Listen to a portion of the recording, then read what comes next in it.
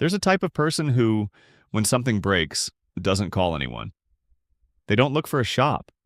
They don't ask their neighbor for help. They don't wait for someone to come and fix it. They sit down on the garage floor, flashlight in hand, grease already working its way into their skin, and they start.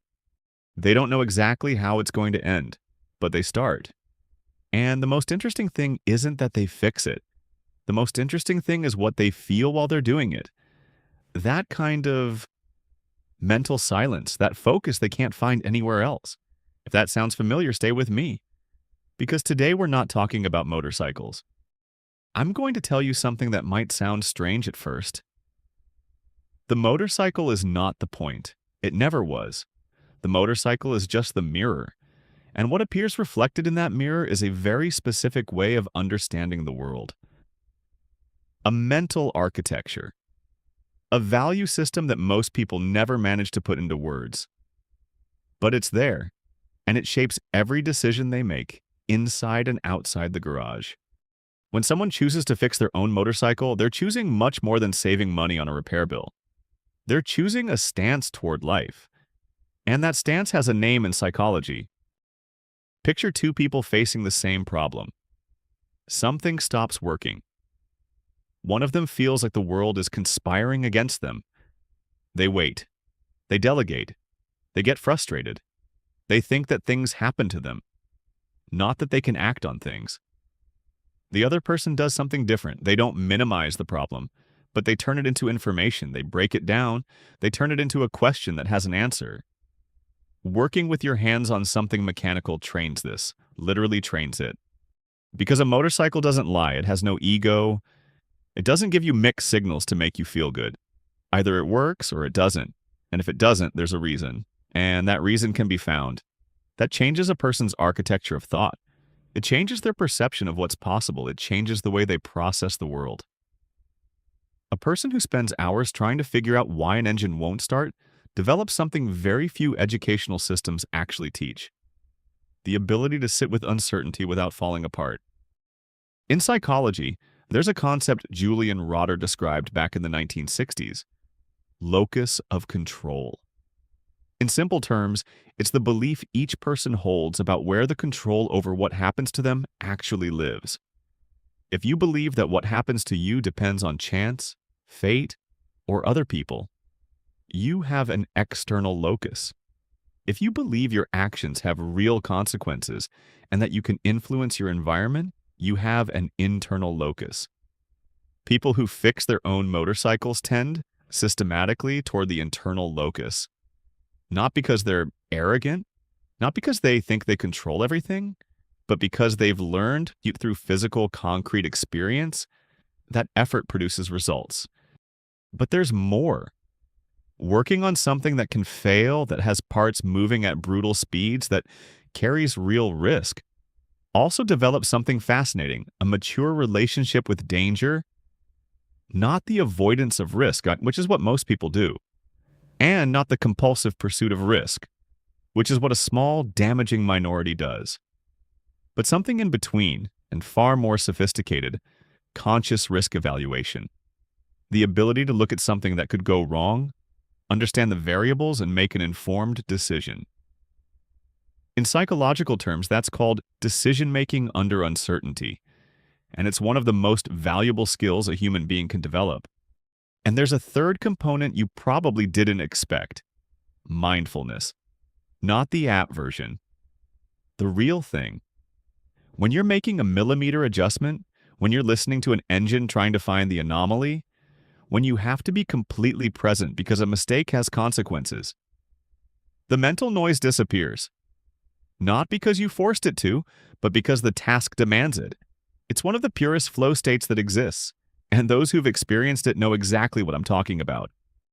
What kind of person builds all of this? First, functional independence. This isn't the same as individualism. It's not about rejecting others. It's about not needing others to solve your own problems.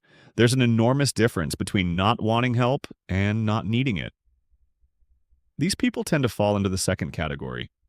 Second, calibrated confidence. Not arrogance. Not the hollow confidence of someone who's never been tested. But the confidence that comes from having failed, from having taken something apart and not knowing how to put it back together, from spending whole nights chasing a fault that turned out to be absurdly small, and finding it anyway, that kind of confidence isn't for sale anywhere. It gets built. Third, frustration tolerance. Motorcycles teach patience in a brutal way, because some problems don't get solved on the first try, or the second, or the 10th, and giving up means you're stranded, so you don't give up. And that logic over time transfers to everything else. But it's not all cognitive psychology and personality traits. There's something more visceral, harder to put into words. Ask someone who's been into this for years what their most important memory tied to a motorcycle is, and almost never will they tell you about a race. Almost never will they talk about speed. They'll tell you about a moment, a sunrise on an empty road, a ride with someone who's no longer around, a solo trip they took when they needed to be alone, the smell of wet asphalt on a particular fall afternoon. The motorcycle becomes a container for identity, a place where the self is defined more clearly than in almost any other social context. Because on a motorcycle, there's no role to maintain, no image to manage. It's you, the machine, the road, and the present moment. And for a lot of people, that's the closest thing to freedom they've ever felt. And here we get to the core of all of this. We live in an age of growing abstraction. More and more, what we do has no visible physical consequences. We send emails, we move files. We make decisions whose effects take months to surface. That disconnects people from something fundamental, the sense of agency, the feeling that their actions matter and have an effect on the real world. Fixing something with your hands gives that back to you, radically, immediately. And riding a motorcycle that you've maintained yourself, that you understand piece by piece, that lives in your head, from the frame to the exhaust, that's not just riding a motorcycle, it's a statement of intent. It's telling the world and telling yourself that chaos has an answer, that problems have solutions, that complexity doesn't have to paralyze you. It's at its core a lived philosophy. If you've made it this far and feel like this video wasn't really about motorcycles, it was about you. That's not a coincidence. This channel is about the psychology behind the things people do without fully understanding why they do them, the patterns that define us, the behaviors that seem small but reveal a lot. If that's the kind of conversation you want to be part of, this channel is probably for you. And subscribing is the simplest way to make sure the next one finds you too. There are people who wait for the world to work, and there are people who learn how the world works so they can act on it. It's not a matter of intelligence. It's not a matter of resources. It's a matter of posture, of the story you tell yourself about what you're capable of. And sometimes that story gets rewritten in a garage with a wrench in your hand at 11 o'clock at night, when you finally figure out where the problem was coming from. When was the last time you solved something completely on your own? What did it feel like when you pulled it off? Tell me in the comments.